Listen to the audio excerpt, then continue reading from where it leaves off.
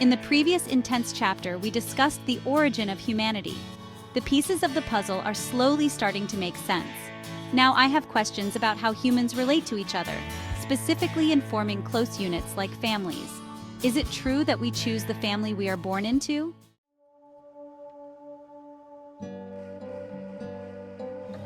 The simple answer is yes. Remember, free will is always the rule. Everything that happens to you is the result of your free will, though you might not always be conscious of it. This is where the feeling of being a victim arises, as if things happen beyond one's desire or consent, which is not the case.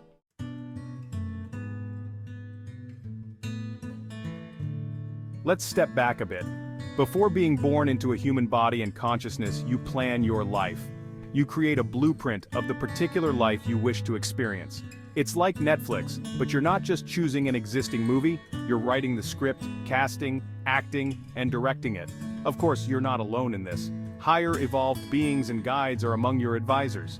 They review your life plan with you before your incarnation to ensure you understand your objectives, lessons, challenges, and purpose.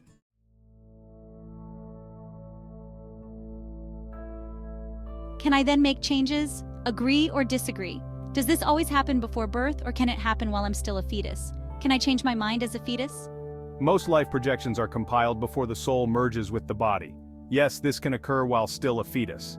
Technically, the fetus has not yet fully merged with the soul. Let's consider the soul as a higher consciousness or eternal life force guiding you through your earthly incarnations. During pregnancy, while the body forms biologically, the soul can move in and out, sampling the feeling of being part of a specific family, country, nationality, generation, etc. Sometimes the soul might change its mind and seek a more suitable scenario. If the soul abandons the fetus, this can result in miscarriage or stillbirth. Abortion, while a different topic, is also a voluntary agreement between the parents, especially the mother, and the unborn child's soul.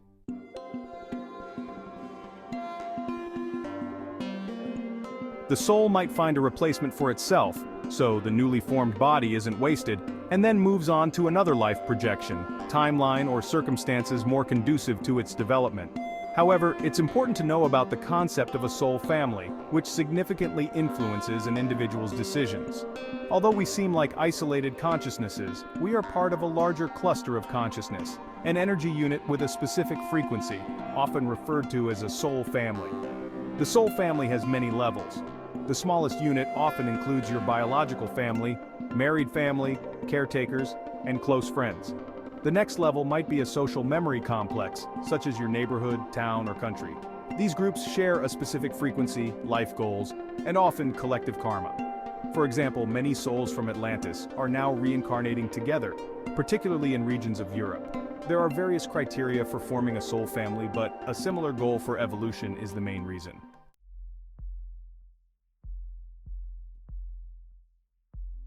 Do all the members of the immediate soul family incarnate together as close relatives? How many souls are usually in such a unit? The immediate soul family unit is usually not very large. In some cases, it could be about a dozen people, while in other groups it could be hundreds. It's not the number of souls that unifies them, but rather common goals and experiences. It's a cluster with a strong degree of resonance. Although it might not always seem so in human interpretations, at the core, this is always the case. There are no accidental close relatives. Everyone in our immediate circle is a member of our soul family. Often, personality traits might seem opposite and even cause frustration, but this is intentionally created to achieve balance and aid in the evolution of both the individual and the soul group.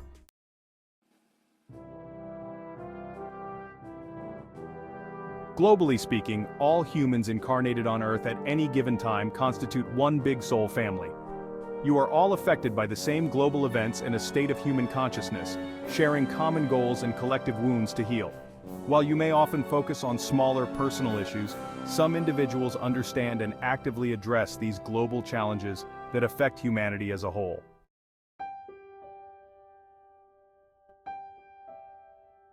Think of humanity as a nested doll. The largest one, when opened, reveals a smaller one inside, and so on.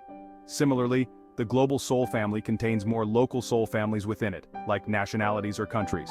Within a country's soul group, there are smaller groups based on race, minority status, or other unifying factors like indigenous peoples in Canada. In the USA, it might be regional, like individual states. Within these, there are societal subgroups based on class, trade union, educational level, and so forth. The smallest unit is your immediate soul family, like the smallest Lego block in a set. These groups are the building blocks of larger groups and humanity as a whole.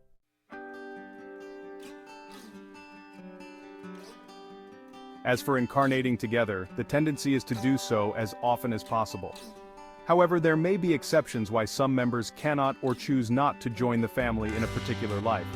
Some soul group members might belong to different generations and join earthly life either earlier or later than others.